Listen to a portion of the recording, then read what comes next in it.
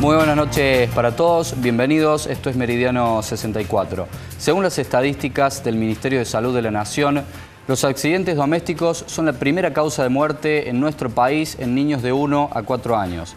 Analizamos la situación en nuestra provincia con el director del Hospital Pediátrico, doctor Daniel Pizzi. Además, ya está con nosotros nuestro primer invitado de hoy, el periodista Adolfo Ruiz. Viene a presentarnos su nuevo libro Rebelión, acerca de lo ocurrido en 2005 en el motín en la penitenciaría de San Martín. Vamos a hablar con él de la situación actual del servicio penitenciario en nuestra provincia. Vamos a la pausa y ya volvemos con más.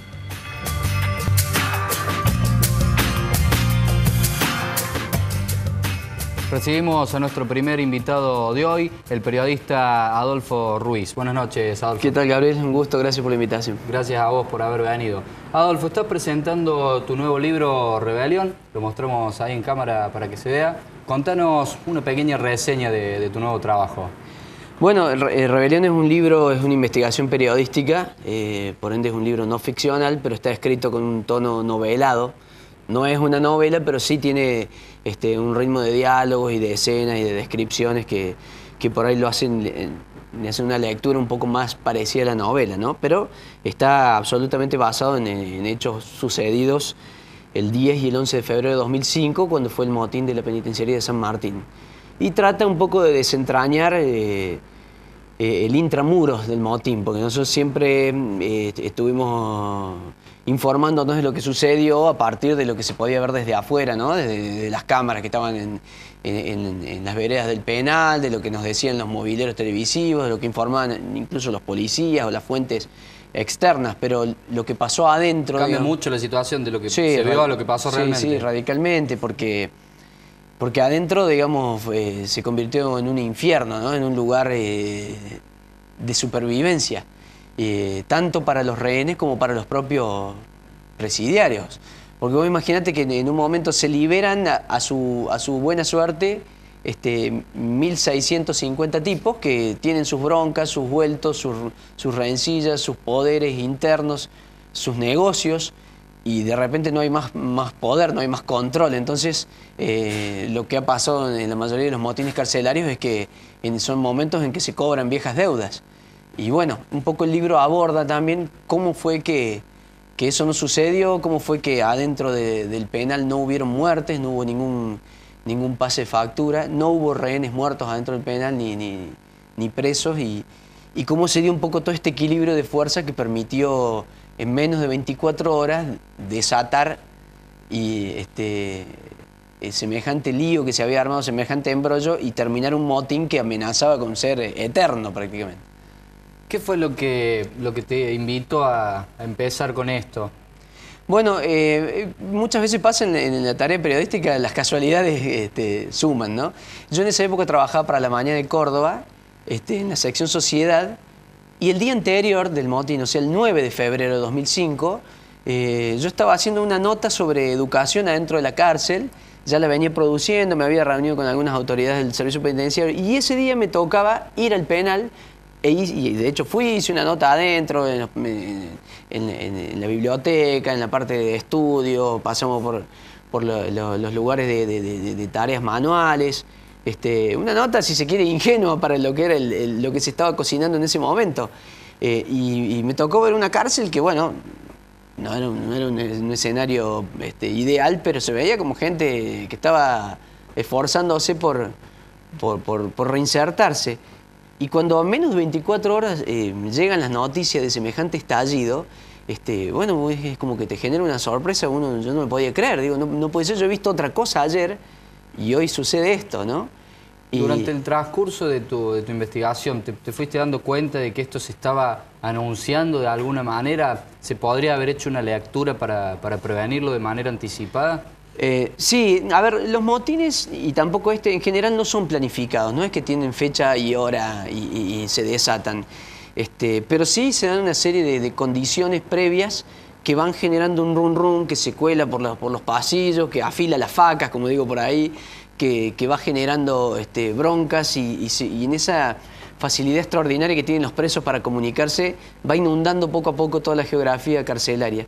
En este caso se dieron varias cosas juntas, como fue un intento del cambio de reglamento de visita, combinado con un momento en que los internos de un pabellón deciden escarmentar a los de otros, que eran los presos que le robaban a todos a los demás. Entonces eran presos que le hacían la vida imposible al resto. Entonces justo ese día decidieron escarmentarlos, y lo que inició como una rencilla entre dos pabellones o un ataque de un pabellón a otro, por una serie de fatalidades, por el hacinamiento que había en esa cárcel que estaba al doble de su capacidad, por el momento en que se dio que estaban 400 visitas femeninas en el establecimiento, por la bronca generalizada por el cambio de visita, y terminó siendo un estallido perfecto. Fue una chispa que hizo estallar todo. Con respecto a hoy, ¿estamos mejor que hace 8 años atrás? ¿Estamos en una situación similar?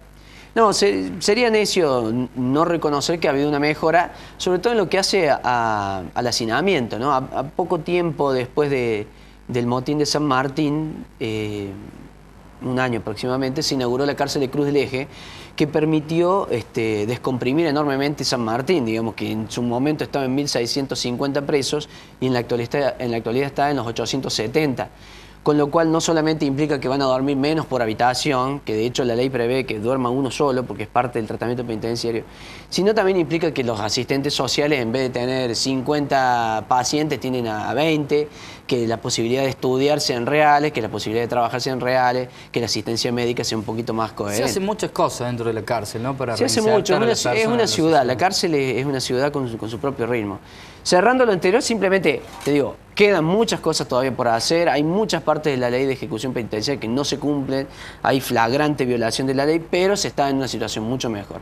Y respecto a lo que voy a decir del tratamiento penitenciario, sí, efectivamente, y la ley lo prevé, educación y trabajo son como los dos pilares para la reinserción, que es una palabra media ambigua, la reinserción, porque en definitiva la cárcel rara vez reinserta, ¿no?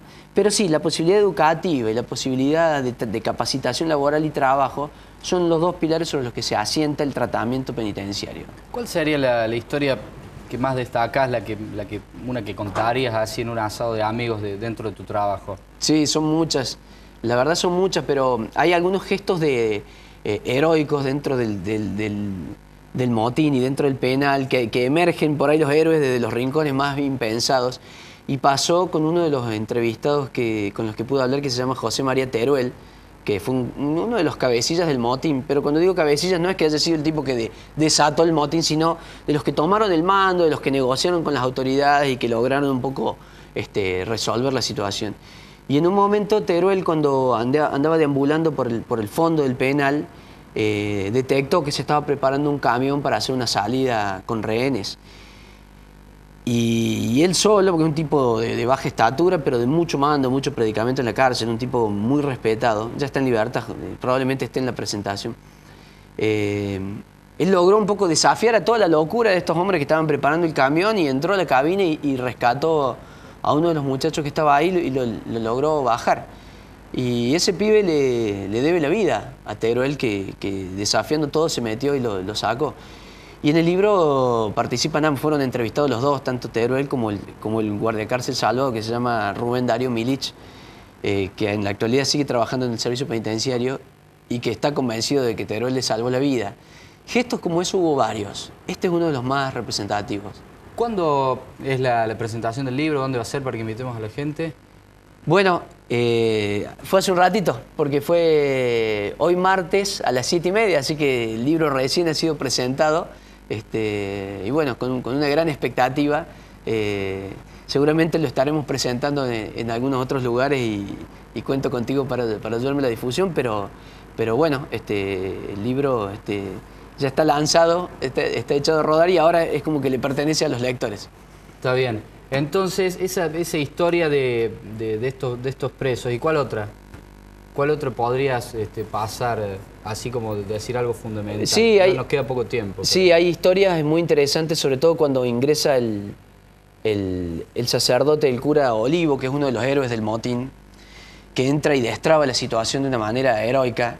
Es el que logra convencer a los internos de que depongan las armas, de que de que confíen en la palabra de él y en la voluntad negociadora, de que no iba a haber entrega a sangre y fuego, de que no iba a haber represalias. La labor del cura Olivo fue determinante y fue también uno de los personajes más destacados. Adolfo, muchísimas gracias por haber participado en el programa y suerte con tu nuevo libro entonces. Dale, un placer, gracias por invitarme. Vamos a la pausa, ya volvemos con más.